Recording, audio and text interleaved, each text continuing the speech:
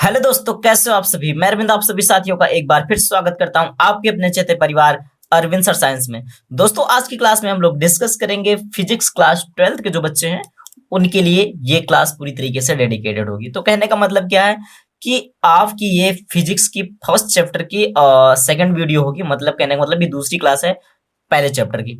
ठीक है, तो चलिए दोस्तों हम लोग डिस्कस करते हैं। और कहने का मतलब क्या है कि जो बच्चे, ठीक है, जो बच्चे आपके 2023 में, ठीक है, जो बच्चे आपके 2023 में एग्जाम देने जा रहे हैं यूपी बोर्ड, ठीक है, और विशेष करके अगर उनका कोई भी बोर्ड हो, यूपी बोर्ड के अलावा भी अगर आपका कोई भी बोर्ड है, तब भी आप इस क्लास को प्रॉपर वे में देख सकते हैं, क्योंकि यह है साइंस और साइंस बिल्कुल अलग होता नहीं है, सेम रहता है हर जगह। ठीक है ना। तो कहने का मतलब क्या है कि आप लोग इस संकल्प बैच से जुड़ जाइए, क्योंकि इसमें आपका जितना हो पॉसिबल हो पाएगा मैं पूरी कोशिश करूंगा आपके कोर्स को पूरा करवाने की। ठीक है, तो आप लोग ये बिल्कुल जितनी भी क्लासेस होंगी सब यूट्यूब पर होंगी, फ्री ऑफ कॉस्ट होंगी। आप लोग इनको प्रॉपर में देखिए और अपनी तैयारी को आप मजबूत बनाइए। ठीक है, संकल्प लेकर के चलिए। तो दोस्तों मैंने बता ही दिया कि ये क्लास 12 फिजिक्स, ठीक है, पहला चैप्टर है जिसका नाम क्या है, कूलाम का नियम तथा वैद्युत क्षेत्र, या फिर जिसका नाम अभी चेंज होकर के वैद्युत आवेश तथा क्षेत्र नाम रख दिया गया है। तो चलिए दोस्तों हम लोग देख लेते हैं कि कूलॉम का नियम क्या है। ठीक है, कूलाम का नियम। तो दोस्तों यहाँ पर देखिए, सबसे पहले समझने का आप प्रयास कीजिए।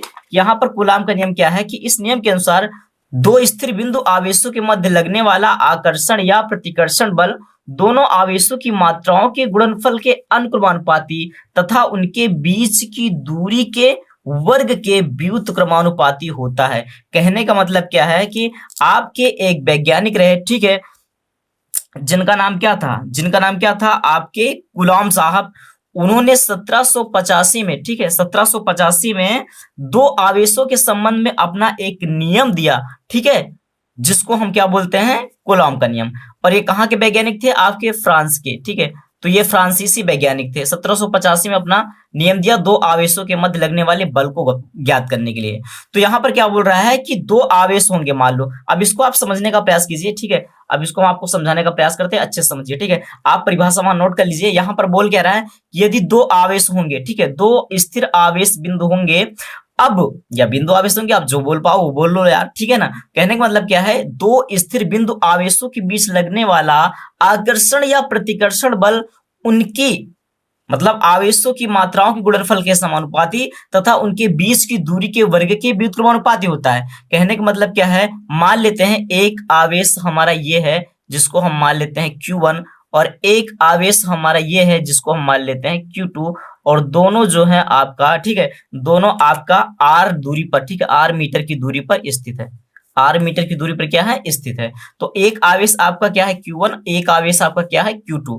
अब इनके बीच जो लगने वाला बल होगा, बात को समझने का प्रयास कीजिए, इनके बीच जो लगने वाला बल होगा इन दोनों आवेशों की मात्राओं के गुणनफल के अनुक्रमानुपाती होगा। मतलब मान लेते हैं हमारा जो बल होगा F, ठीक है, तो F प्रोपोर्शनल क्या हो जाएगा, Q1 इंटू Q2। यही तो बोल रहा है कि लगने वाला आकर्षण या प्रतिकर्षण बल। भाई आकर्षण या प्रतिकर्षण बल क्यों बोला, क्योंकि आपका जो आवेश होता है, ठीक है, आवेश आपका दो टाइप का होता है, एक होता है पॉजिटिव, एक होता है नेगेटिव। तो अगर पॉजिटिव पॉजिटिव होंगे तो प्रतिकर्षण बल लगेगा, अगर नेगेटिव पॉजिटिव होंगे या पॉजिटिव नेगेटिव होंगे तो आकर्षण बल लगेगा।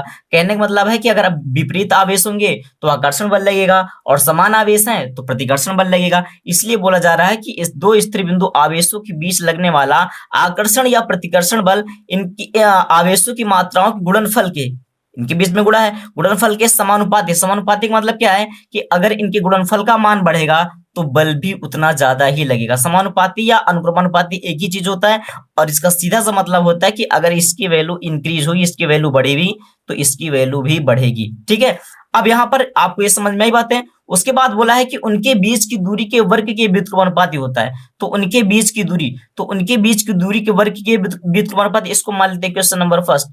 अब यहाँ पर बोला उनके बीच की दूरी के वर्ग के व्युत्क्रमानुपाती, मतलब यहाँ पर लिख लेते हैं हम, यहाँ पर हम दिखा देते हैं F प्रोपोर्शनल आपका क्या हो जाएगा 1/r स्क्वायर, 1/r² मैंने क्यों किया? क्योंकि उनके बीच की दूरी क्या है? r वर्ग, मैंने स्क्वायर कर दिया। के बीच की दूरी के वर्ग के व्युत्क्रमानुपाती। व्युत्क्रमानुपाती का मतलब क्या है कि अगर r की वैल्यू बढ़ेगी तो f की वैल्यू घटेगी, अगर r की वैल्यू घटेगी तो f की वैल्यू बढ़ेगी। मतलब क्या है कि इनके बीच जितनी ज्यादा दूरी हुई उतना ही बल कम लगेगा, सीधा कहने का मतलब यह है। तो इसको मान लेते हैं समीकरण नंबर 2। चाहता तो मैं दोनों को सादे लिख देता, लेकिन कोई बात नहीं। अब दोनों समीकरण को मैं मिला दूं, ठीक है।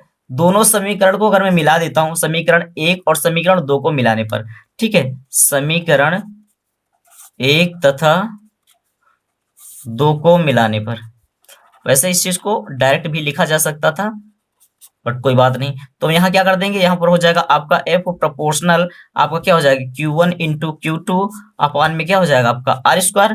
हो जाएगा कि नहीं हो जाएगा? अब यहाँ पर हम क्या लिख सकते हैं? अब यहाँ पर हम लिख सकते हैं, चलिए आगे बढ़ते हैं। यहाँ पर हो जाएगा हमारा f बराबर एक कांस्टेंट आ जाएगा k, Q1 into Q2 upon में क्या हो जाएगा आपका r² हो जाएगा, ठीक है। अब यहाँ पर हमारा जो k है, ठीक है, जहां के अनुक्रमानुपाती नियतांक है, ये क्या है आपका अनुक्रमानुपाती नियतांक है। अब प्रयोग के माध्यम से इसकी वैल्यू जब निकाली गई तो इसकी वैल्यू जो आई है प्रयोग के माध्यम से, तो के की वैल्यू जो होती है वो क्या है 9.0 इंटू 10 की पावर 9 न्यूटन मीटर स्क्वायर, ठीक है, न्यूटन मीटर स्क्वायर पर कूलाम स्क्वायर। इसकी वैल्यू होती है, किसकी? के की वैल्यू होती है। इसका मतलब क्या है कि हम के की जगह पर इसकी वैल्यू पुटअप कर सकते हैं, यहाँ पर रख सकते कि नहीं रख सकते। इसका मतलब यहाँ पर हम क्या लिख सकते हैं, ध्यान समझने का प्रयास कीजिए। इसकी जगह पर हम लिख सकते हैं, यहाँ पर हो जाएगा हमारा एफ बराबर आपका क्या हो जाएगा आपका 9.0 इंटू, देखो के की वैल्यू जब इतनी आई है तो इसकी के की वैल्यू यहाँ रख दे रहे हैं 9.0 इंटू 10 की पावर क्या हो जाएगा 9, और ये आपका क्या हो जाएगा, ये आपका हो जाएगा Q1 इंटू Q2 अपान में क्या हो जाएगा आपका r² हो जाएगा। आई होप इतनी बातें आपको समझ में आई होंगी। अब यहाँ पर आप देखिए कि आपका, चलिए ठीक है, अब यहाँ पर आप देखिए कि जो हम यहाँ पर वायु अथवा निर्वात में, वायु मतलब आप समझ रहे हो, और निर्वात मतलब जहां पर हवा नहीं होती। निर्वात में हम क्या कर सकते हैं कि के बराबर क्या भी लिखा जा सकता है, के बराबर आपका लिखा जा सकता है 1/4 पाई एप्सिलॉन नॉट, ठीक है, 1/4 पाई एप्सिलॉन नॉट लिखा जा सकता है। तो कहने का मतलब क्या है कि अभी जो हमारा एफ बराबर निकला था, क्या क्या मिला था, एफ बराबर के Q1 Q2 अपान r²। तो के की वैल्यू यहाँ पर हम क्या रख सकते हैं, अभी तक के की वैल्यू हमने यहाँ पर क्या रखा था 9.0 इंटू 10 की पावर 9 रखा था, लेकिन अब के की वैल्यू हम ये भी रख सकते हैं। तो कहने का मतलब हमारा एक नया फॉर्मूला बन जाएगा, क्या हो जाएगा 1/4 पाई एप्सिलॉन नॉट, और यहाँ पर क्या हो जाएगा Q1 इंटू Q2 अपान में क्या हो जाएगा आपका r² हो जाएगा कि नहीं हो जाएगा।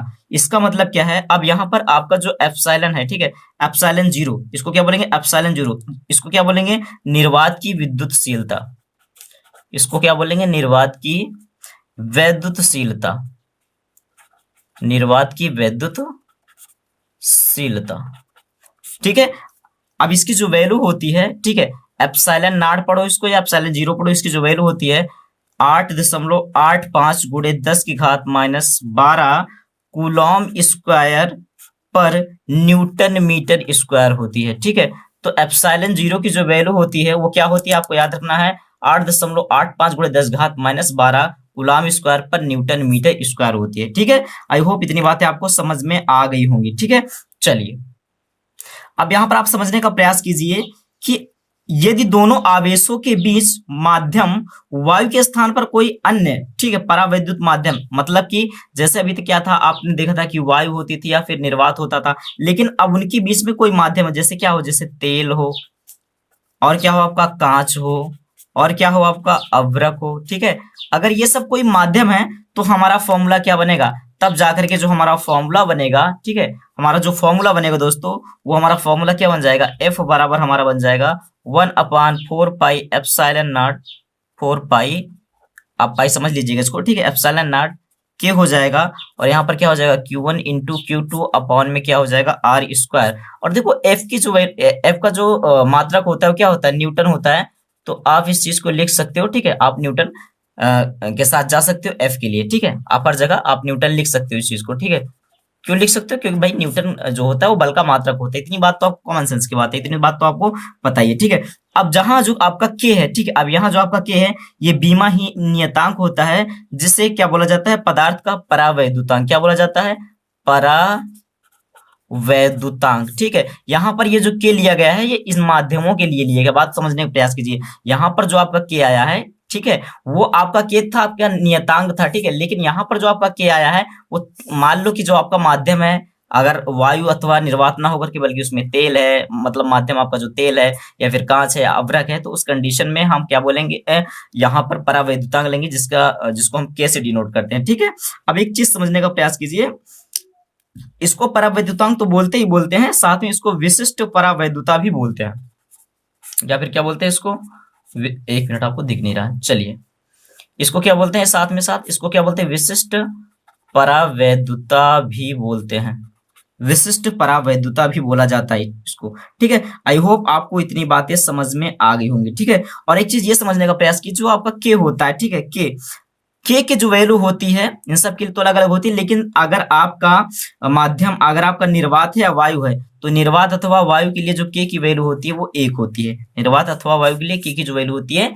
1 होती है। तो आई होप दोस्तों आपको कूलॉम का नियम पूरी तरीके से समझ में आ गया होगा। ठीक है, अगर आपको क्लास अच्छी लगी हो तो यार क्लास को आप कीजिएगा लाइक, और अपने दोस्तों के साथ कीजिएगा शेयर, और चैनल को कर लीजिएगा भाई साहब, ठीक है, लाल वाला जो बटन है उसको तोड़ दीजिएगा, कर लीजिएगा आप सब्सक्राइब। ठीक है, चलिए दोस्तों, और आप लोग कमेंट करके बताइएगा आपको किस टॉपिक पे वीडियो चाहिए। ठीक है, और वैसी क्लासेस लगातार आपकी कंटिन्यू चलती रहेंगी। तो दोस्तों अपना प्यार ऐसे दिखाते रहिए, मिलते हैं फिर अगली वीडियो में, तब तक ले bye bye, take care, thank you.